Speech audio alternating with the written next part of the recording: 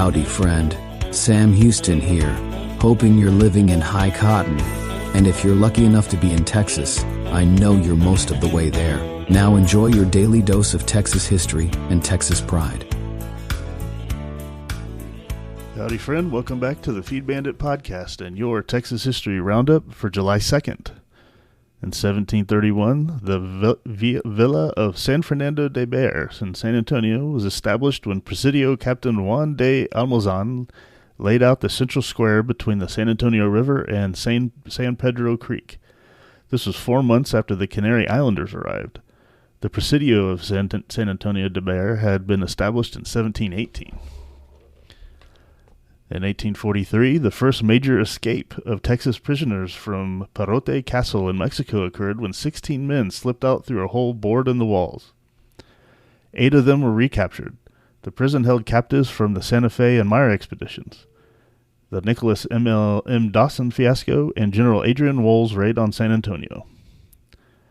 In 1857, John Butterfield was awarded the Overland Mail coach contract for the route between St. Louis and San Francisco, with Franklin, or El Paso, and San Diego on the route.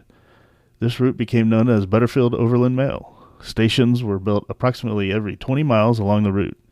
The first stages from San Francisco and St. Louis left in September 1858, and the scheduled time between St. Louis and San Francisco was 25 days. The War of Northern Aggression resulted in the contract being terminated in March 1861, and the route thereafter was altered. In 1862, Congress passed the Morrill Land-Grant College Act to establish institutions for branches of learning related to agricultural and the mechanical arts, and to promote the liberal and practical education of the industrial classes in the several pursuits and professions of life. Texas A&M opened on October 4, 1876, under its provisions. In 1917, noted Texas artist and teacher Robert J.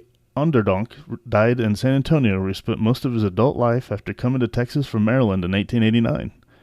Though well known for his art, Onderdonk probably had more impact as an art teacher and in popularizing art.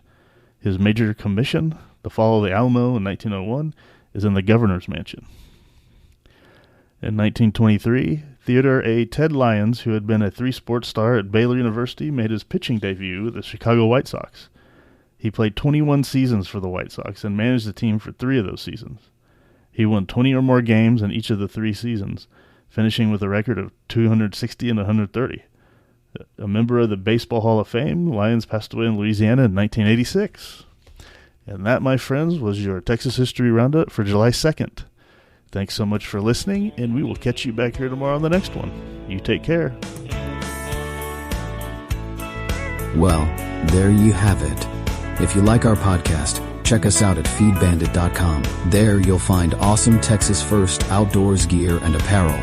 Your purchase helps support the bandits and keeps this podcast on the air, fighting for you and for Texas. Remember, preserve the tradition, protect the legacy.